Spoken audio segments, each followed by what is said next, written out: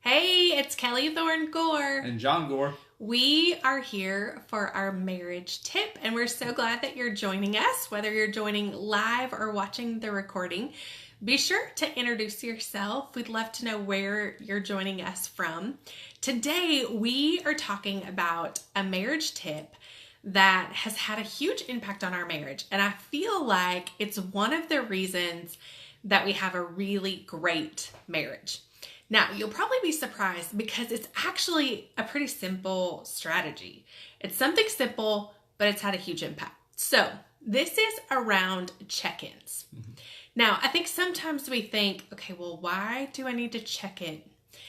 And I was having a conversation today with someone and just realized, I think a lot of times people get married and they kind of go on autopilot. Like, they just assume that you're supposed to mesh and everything's supposed to work. And I'm here to tell you, if you don't regularly check in and have good conversation, it does not just work. We have to check in. So we're going to talk about a variety of ways that you can check in with your spouse. And we're going to give you a few of the strategies that we use that we feel like have had a huge impact on our marriage. So one of the ways that we love to do that is we've started going to an event every year. It's the beginning of the year. Michael Hyatt puts it on. It's called Best Year Ever.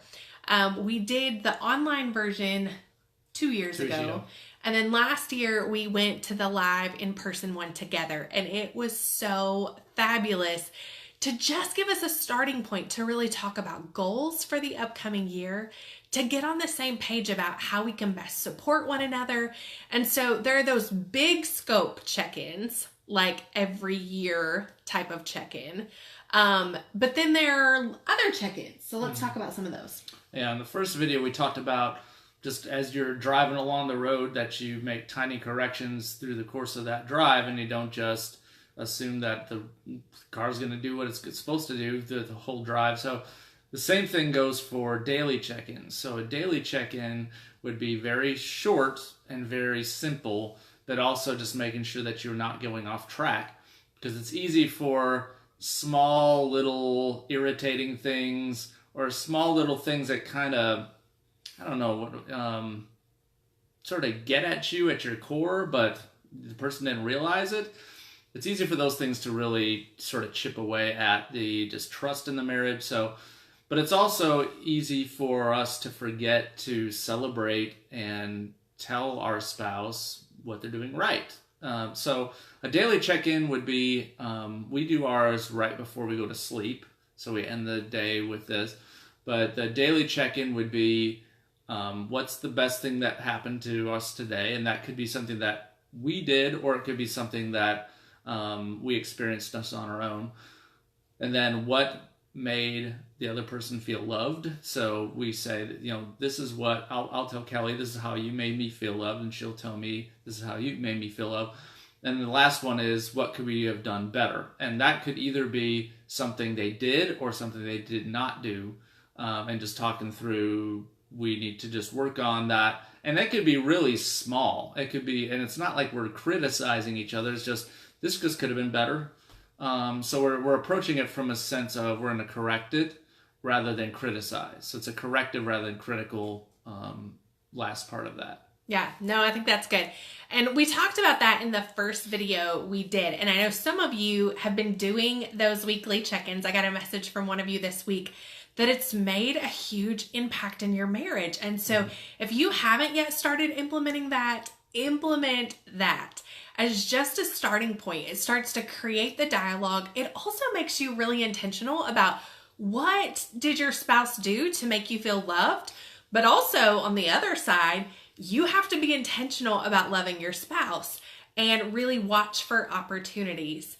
I know John and I had kind of a joking moment earlier this week where it went to how could you do better? And John and I had a little bit of a miscommunication that morning about something so silly. I asked him if he filled up the kid's water bottle.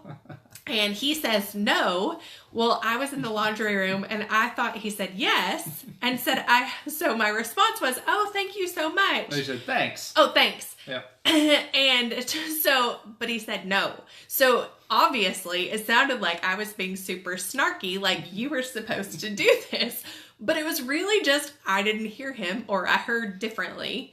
Then there's no way that you heard what I said. Yeah. And so that night, John said for his "what can I do better," he said that this was a really big problem. And so he's totally joking, but my heart dropped as he's starting to explain that I did something really bad. But then I said, when I did the water bottles and then you asked if I did the water bottles, I said no. And he went, thanks. But she just said thanks, meaning she didn't really hear what I said, but that's all right. She was in the laundry room and it was loud. So all that to say, you can have fun with it too and laugh and giggle, even though he caused me a heart attack for a moment. All right, but enjoy each other and celebrate that. Now, another way that we love to check in is a weekly check-in. Now, you guys probably know by now, we are planners. So this may not be for you per se, but you do need to check in with your spouse on a weekly basis. And the way this weekly check-in looks different is that it's going through our plan for the upcoming week. So we typically do ours on Sunday night. We get the kids in bed, and then we talk through the schedule for the upcoming week. We talk about what are we going to have for meals. We talk about who's going to prepare each meal and what nighttime activities do we do. We talk about, what's kind of going on in the week. How can we support one another? What do you need? Who's going to pick up the kids? It's just the detailed things that have to get done that are super important to a healthy marriage. So this is more just a schedule time. It's so we're on the same page. This is the partnerships, part of marriage is just making sure you're on the same page for the week, so there's no surprises. And then I'm not just leaving the house, or she's not just leaving the house, or she's not just going to her office to work, and we know when everyone's going to be doing that. But especially with kids around, we know if we're not both going to be able to be with the kids, just when that's going to happen. So yeah, and I will also say we are super diligent about having certain nights of the week that are off limits, that for the most part we don't schedule things. We do a lot of things with our kids, and we believe that that's a big responsibility that we have as parents. And so we say no to a lot of things. Our kids are not in tons of activities. They do one activity at a time typically. And really just now our daughter is in swim lessons, and that's kind of our first nighttime thing. So we're just really intentional about guarding our family time, because we know it's super important. We want our kids to experience us at home and doing things together as a family. So I highly recommend that you have 1 or 2 nights, if not more, that it's an off limits time. You just don't schedule things unless you're going to move things around and make other nights available. And as you're talking about that weekly, those events and things that are going to happen, just think about how could we support each other during that. So if it's something that, especially if it's an individual thing that you need to do, how could your spouse support you, either by covering for what needs to be covered, or whatever needs to be done. So talk about that too.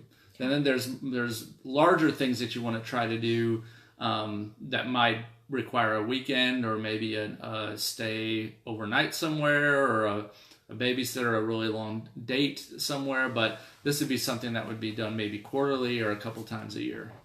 Yeah. So those bigger ones have been key. And this is where I kind of call it listening to your relationship. There have been times where we kind of noticed there was a little bit of a distance between us, of a place, it's not that things were bad. It's just that they weren't as great as they once were. And so this has been one of the things that we've been super mindful of, is we recognize, okay, we've got to schedule some time away. And now we know about every quarter, we're going to schedule a weekend away, at least an overnight away, to just invest in our relationship. And those of you who have kids, kids, though they're awesome and we love them, they create a little bit of a strain on the relationship. And your marriage can become all about the kids. And so, I can't even tell you, like, now that we're in the potty training stage, like, how many times we talk about poop. I mean, like, really, like, how many conversations do you have to have? But the reality is, like, that can become marriage for parents, is that it becomes consumed about our kids' activities, what do the kids do, all those things. And so we're mindful of that because we want to have a great marriage even when our kids are gone. And we're really intentional about investing in our relationship now, and our marriage is different than our role as parents. So I think this is going to be super important. So your challenge this week is I would encourage you to start doing a weekly check-in. One of the things I wanted to mention, what are you laughing about? That was my part. Oh, well, you took my part up there, so I thought we were just, oh well. All right, so a weekly check-in. Whoops. All right, so a weekly check-in. And also, one of the things that is a big priority for us in our relationship, and this is what we're going to talk about, is that we do family meals together just about 7 nights a week, a good 6 nights a week. This is a big priority for us because we want our kids to see us together as a family. And so a lot of our scheduling is figuring out how do we make that covered. And then if one of us is out, then how do we still make that good intentional time? So plan your week out, talk to your spouse, tell them how they can support you. And you listen for how you can support your spouse this week. And I'm so grateful that we really divide up roles in a lot of ways because it's made a huge blessing in our relationship that it's not all up to one person all the time, that we really divide up responsibility. Mm-hmm. And then for your post, if you would like to just mention anything on this, we just would be curious to know how you check in with your spouse. So we talked about our daily check-ins are usually at the end of the day, the very end of the day, right before we go to sleep. And then our weekly check-ins are usually Sunday night. And then our quarterly, we try to do that 4 times a year. And one of those being a specific event geared around goal setting. So just talk about how do you do it? And just share your ideas, and we'd love to hear them. Yeah, because we want to learn from you. We're always looking for ways to improve. So leave a comment. Let us know what's working for your relationship as it comes to check-ins. All right, have an awesome week. And I just want to remind you what a gift it is that those of us who are married, what a gift that is. That this is the most important earthly relationship that we have. And so let's make it a priority to invest well this week. All right. Have a good weekend. Bye. Bye.